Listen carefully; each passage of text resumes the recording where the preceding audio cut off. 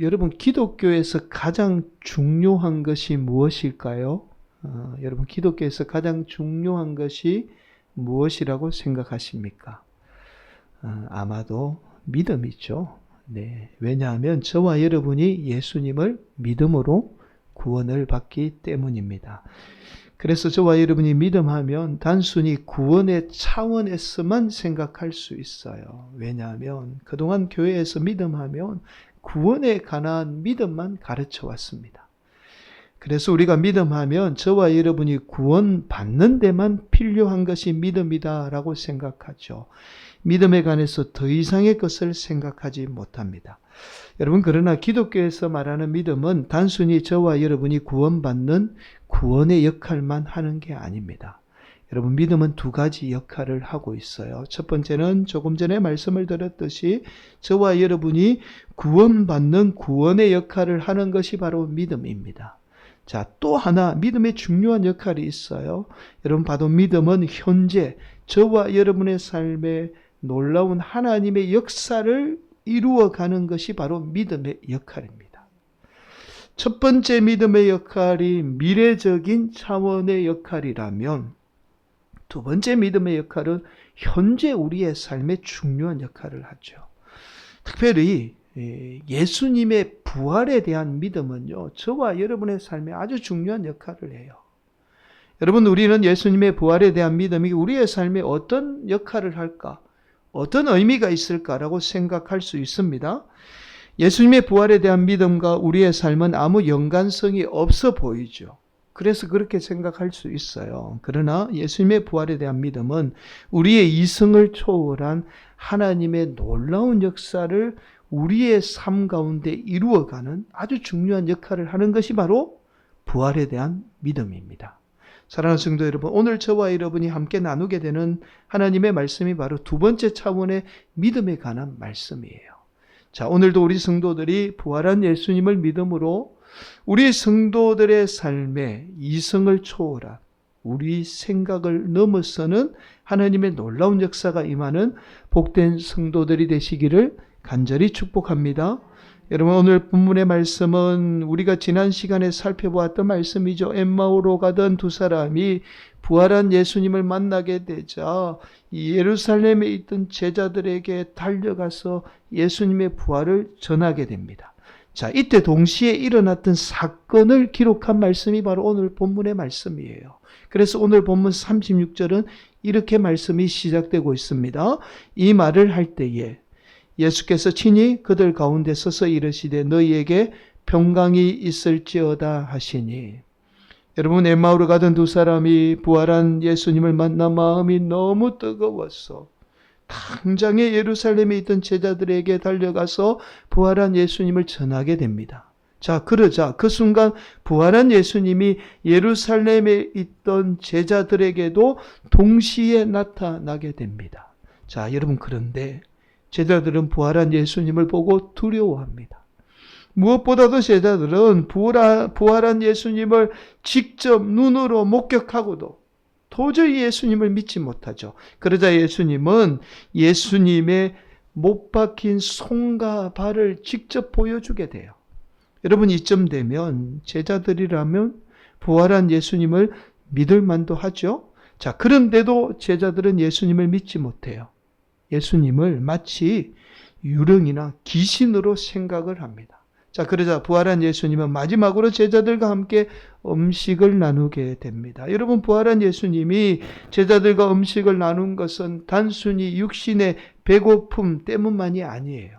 여러분, 예수님이 영적인 존재로 부활한 것이 아니라 바로 온전한 육신의 몸으로 부활한 사실을 보여주기 위해서 제자들과 함께 음식을 나누게 되었던 겁니다. 여러분, 영적인 존재는 배고픔을 느끼지 못하죠. 여러분, 욕구가 존재하지 않기 때문입니다. 자, 그러나 예수님의 부활은 온전한 육신의 몸으로 부활한 거예요. 그래서 예수님은 온전한 육신의 몸으로 부활한 사실을 보여주기 위해서 의도적으로 제자들과 함께 음식을 나누게 되었던 겁니다. 여러분, 우리가 지난 시간에 살펴보았듯이 이 예수님의 제자들은 예루살렘을 떠나지 않고 예루살렘에 모여 있었습니다. 그래서 이 엠마오로 가던 두 사람이 부활한 예수님을 목격하게 되자 이 사실을 알리기 위해서 곧장 예루살렘으로 달려가게 되었던 거죠. 여러분, 예수님의 제자들이 예루살렘에 모여 있었던 것은 예수님의 부재라는 이 두려운 현실 가운데에서도 예수님에 대한 연민과 그리움으로 예루살렘에 모여 있었던 거예요. 여러분, 이 예수님의 제자들이 한꺼번에 예루살렘에 모여 있으면 자칫 잘못하면 이스라엘 당국에 의해서 다 잡혀갈 수 있는 위험의 소지가 있습니다. 자, 그런데도 예수님의 제자들이 한꺼번에 예루살렘에 모여 있었다는 사실은 그만큼 예수님에 대한 그리움과 연민으로 예루살렘을 떠나지 못했던 거예요. 자, 그렇지 않고서는 제자들이 이러한 위험을 무릅쓰고 예루살렘에 모여 있을 이유가 없습니다. 자, 이런 제자들이 부활한 예수님을 만났다면 당연히 기뻐하는 게 맞겠죠. 여러분, 꿈에도 그리던 사람을 만났으니 얼마나 기뻤겠습니까? 여러분, 꿈에도 그리던 사람을 만나면요, 그 사람이 어떤 모습을 하고 있든지 상관없이 당연히 기뻐하는 게 맞잖아요. 여러분, 그런데 오늘 본문의 제자들은 부활한 예수님을 보고 무서워 두려워합니다. 자, 오늘 본문 37절 말씀. 그들이 놀라고 무서워하여 그 보는 것을 영어로 생각하는지라. 이 말이 귀신으로 생각했다라는 말이에요.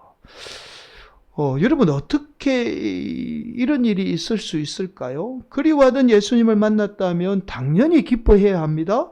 자, 그런데 제자들이 두려워해요. 심지어는요, 예수님이라는 사실을 도저히 믿지 못합니다.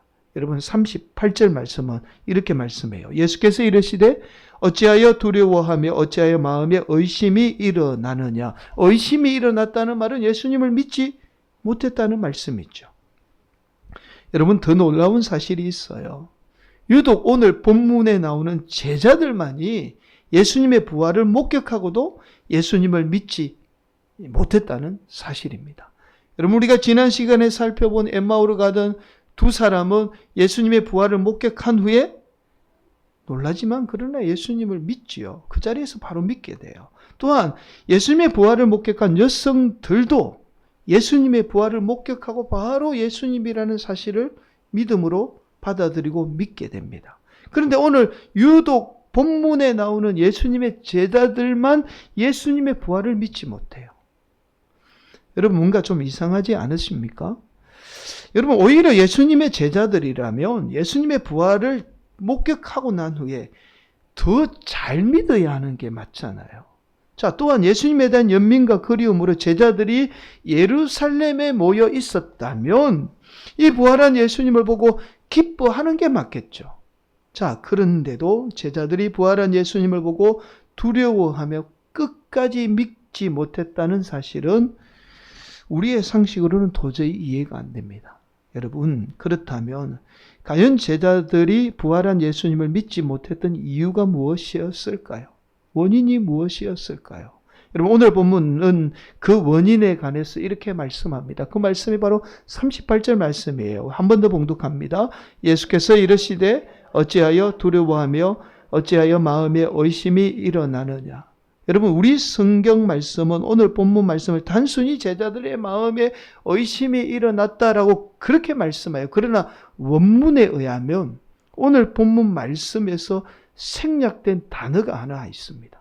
자, 그 단어가 바로 타라소라는 단어인데요. 이 단어는 아주 특별한 단어예요. 이런 의미를 가지는 단어입니다. 함께 뒤흔들다, 분기시키다, 선동하다, 어지럽히다, 불안하게 하다라는 뜻을 가진 아주 부정적인 이 단어가 바로 타라소라는 단어입니다. 여러분, 제자들 마음에 일어났던 의심이 얼마나 제자들을 두렵게 만들었는지를 알 수 있는 단어예요. 여러분, 그래서 제자들의 마음에 의심이 일어났다라는 말씀은 단순히 제자들의 마음에 의심이 일어났다라는 말씀이 아닙니다. 제자들 마음 가운데 일어났던 이 의심이 한순간에 제자들을 두렵게 만들어서 눈앞에 보이는 어떠한 사실도 믿을 수 없는 상황이 되어버린 거예요. 여러분, 사람의 두려움이 그래서 무서운 거예요. 여러분, 사람이 두려움에 휩싸이게 되면요, 아무리 앞에 보이는 현실도 믿지 못합니다. 오늘 제자들이 그러한 상황에 빠져버린 겁니다. 자, 여러분, 제자들은 예수님의 부활 이전까지만 해도 자신들 앞에, 눈앞에 보이는 예수님만 보았어요. 여러분, 눈앞에 보이는 예수님만 보고 예수님만 믿었습니다.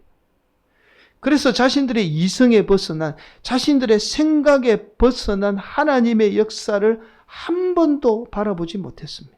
바라볼 이유도 없었죠. 왜냐하면 늘 예수님이 자신들과 함께 했기 때문에 예수님만 보면 되었던 거예요. 그러나 예수님이 부활하게 되자 더 이상 예수님은 제자들과 함께 할 수 없었습니다. 또 다른 믿음이 필요했던 거예요. 그래서 부활한 이후에 제자들의 필요한 믿음이 바로 자신들의 이성 밖에서 역사하는 하나님에 대한 믿음이 필요했던 겁니다. 이제는 자신들 눈앞에 보이는 예수님의 역사가 아니라 자신들의 삶을 통해서 역사할, 자신들의 이성 밖의 역사할 하나님의 놀라운 역사를 바라볼 수 있는 그 믿음이 필요했던 거죠. 자, 그래서 제자들이 부활한 예수님을 믿음으로 이 자신들의 현실을 두려워하지 않고 자신들을 통해서 자신들 이성 밖의 역사를, 그 하나님의 놀라운 역사를 바라볼 수 있는 믿음이 필요했던 거죠. 사랑하는 성도 여러분, 오늘 본문의 제자들의 모습은 오늘을 살아가는 저와 여러분에게도 시사하는 메시지가 있어요. 여러분, 오늘날 저와 여러분의 안에 있는 이 믿음의 부재 또한 하나님을 의심하죠. 하나님이 정말 살아있을까라고 우리가 의심을 합니다. 자, 하나님의 살아있음의 의심, 이 의심이 우리 인생에 두려움을 불러일으키게 돼요. 항상 불확실성, 그 의심이 우리 안에 두려움을 불러일으키게 되죠. 이런 두려움이 우리로 이성에 벗어난 생각을 하지 못하게 만듭니다. 그래서 우리 안에 있는 두려움이 우리 안에 우리 이성에 벗어난 하나님을 경험하지 못하게 하는 원인이에요. 여러분, 우리가 두려움을 갖잖아요. 그 두려움이 사실은 아무 의미가 없는 것 같지만 우리가 가지는 두려움이 늘 하나님, 우리 생각 밖에 역사하는 그 하나님을 경험하지 못하는 원인이 바로 두려움에 있습니다. 저와 여러분 안에 있는 두려움이 우리의 이성에 벗어난 생각 자체를 하지 못하도록 만들어버리는 거죠. 오늘 제자들이 그렇게 그 상황에 내몰려 있듯이 오늘날 우리 성도들이 처해 있는 상황이 우리 이성 밖에 있는 하나님을 경험하지 못하도록 만들어버리는 겁니다. 여러분, 이러한 차원에서 기독교가 말하는 믿음과 세상이 말하는 믿음이 좀 달라요. 여러분, 세상이 말하는 믿음은 그렇잖아요. 눈에 확실하게 보이는 것.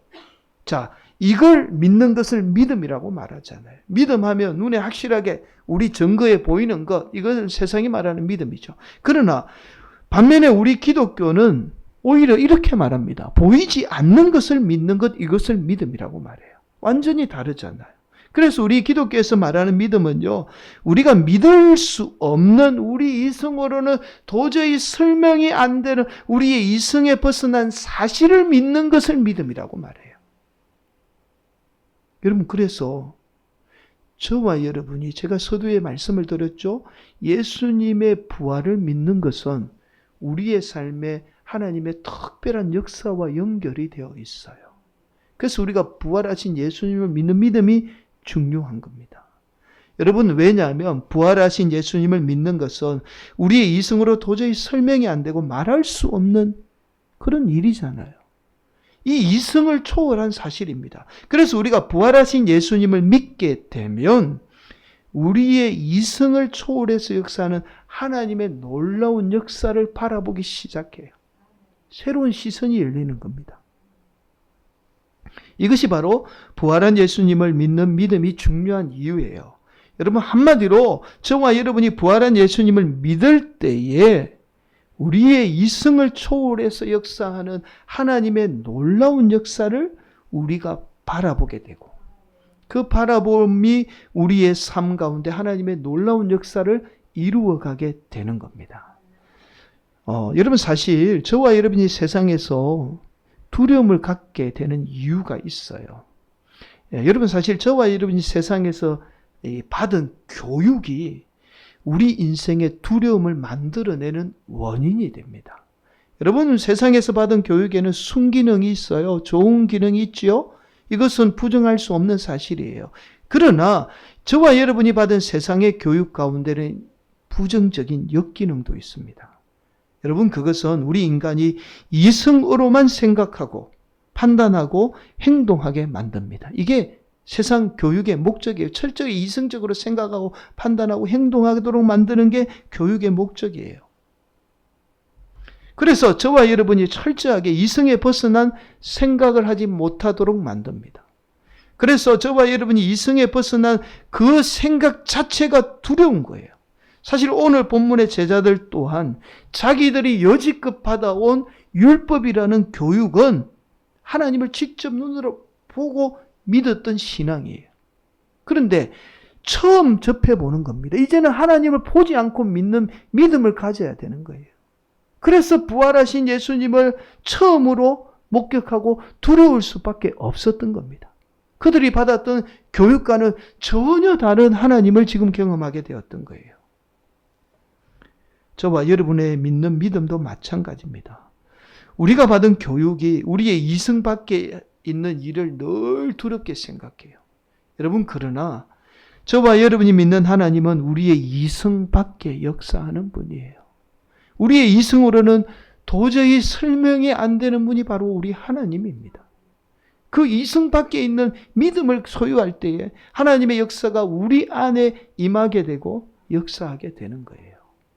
사랑하는 성도 여러분, 부활한 예수님을 믿는 믿음이 우리의 삶의 두려움을 몰아내고 우리의 이성을 초월한 하나님의 놀라운 역사를 이루는 이유가 있습니다.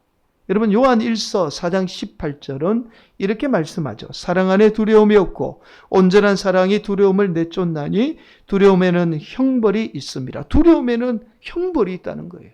우리가 두려워하는 게 아니 뭐 이게 형벌이 있나라고 생각할 수 있어요. 그러나 성경은 분명하게 말씀합니다. 두려움에는 형벌이 있어요.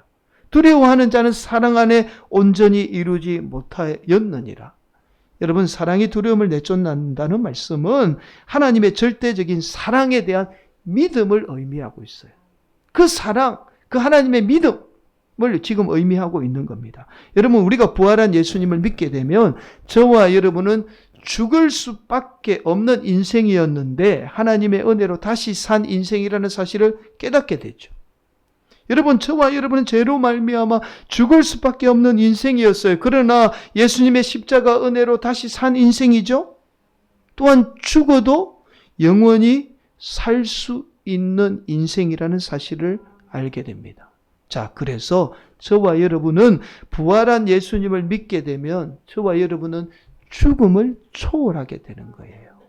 여러분, 마치 이것은 이런 겁니다. 저와 여러분이 어떤 질병으로 인해서 시한부 선고를 받았어요. 당신은 죽습니다. 당신은 3개월밖에 살 수 없어요. 그렇게 의사의 말을 들었습니다. 그런데 극적으로 다시 병을 고치고 다시 살아났습니다. 여러분, 그러면 저와 여러분은 죽음을 한번 경험했기 때문에 죽음에 대한 두려움이 없어요. 심지어는 한번 죽음을 경험하고 다시 살아났으니까 당연히 삶에 대한 두려움마저도 없어지게 되는 거예요. 여러분, 그래서 부활한 예수님을 믿는 믿음이 우리 안에 어떠한 두려움을 다 몰아내게 됩니다. 아무리 현실이 어려워도 두려움을 다 몰아내고 우리의 이성 밖에 역사하는 하나님의 놀라운 역사를 이루게 되는 거예요. 저와 여러분은 예수님의 그 십자가의 은혜로 말미암아 살았다가 죽었다가 다시 살아난 인생이기 때문에 당연히 두려움이 없는 거예요. 정말 그 예수님의 부활의 그 십자가 그 은혜를 믿게 되면 이 땅에 두려워할 게 없는 겁니다. 그래서 당연히 두려움이 없으니 이 땅 가운데 하나님의 놀라운 역사를 저와 여러분이 이루어가게 되는 거죠. 사랑하는 성도 여러분, 가진 것 없고 배운 것 없던 제자들이 세상에 가진 자를 부끄럽게 만들고 배운 자를 부끄럽게 만들었던 초대교회 가운데 놀라운 하나님의 역사를 이루어가게 되었던 원인이 바로 여기에 있어요. 바로 부활한 예수님을 믿음으로 자신들 안에 있던 어떠한 현실의 두려움을 다 몰아내고 이승 밖의 역사는 하나님의 놀라운 역사를 믿고 그 역사를 이 제자들이 이루게 되었던 겁니다. 오늘도 우리 성도들이 부활한 예수님을 믿음으로 말미암아 우리 안에 두려운 현실이 있잖아요. 또 우리 삶 가운데 어려움이 있지요. 그러나 이 어려운 현실, 어떠한 두려운 현실을 다 몰아내고 우리의 이성 밖에, 우리의 생각 밖에 역사하는 하나님의 놀라운 역사를 이루어가는 복된 성도들이 되시기를 간절히 축복합니다. 여러분, 우리가 너무나 잘 아는 덴마크의 안데르센이라는 유명한 작가가 있죠. 주로 이분이 동화를 많이 썼습니다. 이분의 이제 작품 가운데 미운 오리 새끼라는 이 동화가 있습니다. 이런 내용이죠. 어느 연못가에 오리 부부 한 쌍이 여러 개의 알을 낳게 됩니다. 그런데 그 중에 평범한 오리 새끼들과 달리 햇색의 몸집이 큰 오리 새끼 한 마리를 낳게 돼요. 발견하게 되죠. 그러자 단지 형제 오리 새끼들과 다른 모습으로 태어났다는 이유만으로 못생겼다고 다른 오리 새끼들로부터 괴롭힘을 당하게 돼요. 처음에 어미 오리도 위로해주고 다독여주지만 나중에는 너무 지쳐서 미운 오리 새끼에게 정말 사라져버렸으면 좋겠다는 해서는 안 되는 말을 내뱉게 되죠. 믿었던 엄마에게마저도 상처받은 미운 오리 새끼는요, 자신을 사랑해줄 누군가를 찾아 자신이 살던 둥지를 떠나게 됩니다. 그러나 만나는 동물마다 모두 못생겼다는 이유로 미운 오리 새끼를 다 외면하게 돼요. 결국 사람들이 사는 마을로 내려가게 됩니다. 그곳에서 눈이 어두운 할머니 한 분을 만나게 돼요. 눈이 어두운 할머니는요, 미운 오리 새끼를 살찐 이 어미 오리로 착각하고는 이 맛있는 오리알을 먹을 수 있다는 생각에 정성을 다해서 기르게 됩니다. 그러나 이러한 사랑도 잠시 할머니의 애완동물인 이 암탉과 고양이로부터 미움과 시기 질투를 받게 돼요. 결국 미운 오리 새끼는 그곳에서도 살지 못하고 다시 거리를 헤매는 신세가 되고 맙니다. 미운 오리는 강물에 비친 자신의 모습을 바라보며 한탄하죠. 난 태어날 때부터 무슨 죄가 있다고 이렇게 못생긴 걸까? 이런 나라도 사랑해주는 누군가가 있기는 할까? 라고 그렇게 자신의 모습을 보며 한탄만 하게 됩니다. 그렇게 추운 겨울을 외로이 홀로 정처 없이 떠돌아다니던 미운 오리 새끼는 여느 때처럼 슬픈 얼굴로 강물에 비친 자신의 얼굴을 보게 되죠. 그 순간 자신의 얼굴을 보고는 깜짝 놀라고 맙니다. 바로 강물에 비친 자신의 모습이 못생긴 오리 새끼가 아니라 아름다운 백조였던 거예요. 미운 오리 새끼는 혹시 자신이 잘못 보았을지 모른다는 생각에 몇 번이나 눈을 씻고 강물을 들여다 보았습니다. 그러나 여전히 자신은 아름다운 백조였습니다. 그제야 미운 오리 새끼는 자신이 오리가 아니라 백조라는 사실을 깨닫게 돼요. 그렇게 미운 오리 새끼는 오리라는 자신의 생각의 틀을 깨게 되자 그 순간 자신은 놀라운 사실 하나를 더 깨닫게 됩니다. 그것은 바로 자신이 날 수 있는 존재였다는 거예요. 이전에는 오리라고 생각했을 때는 도저히 시도조차 할 수 없었던 하늘을 나는 존재라는 사실을 깨닫게 된 거예요. 그렇게 백조가 된 미운 오리 새끼는 기쁨에 넘쳐 하늘을 높이 날아 올라가게 됩니다. 그리고는 같은 백조들과 함께 행복한 삶을 살게 돼요. 사랑하는 성도 여러분, 저와 여러분은 이 세상이 만든 이성의 틀에 갇힌 미운 오리 새끼가 아닙니다. 얼마든지 우리의 이성의 틀을 깨게 되면 저와 여러분은 하늘을 높이 날 수 있는 백조와 같은 존재라는 사실을 깨닫게 돼요. 그렇게 하나님이 저와 여러분을 하나님의 자녀로 부르신 거예요.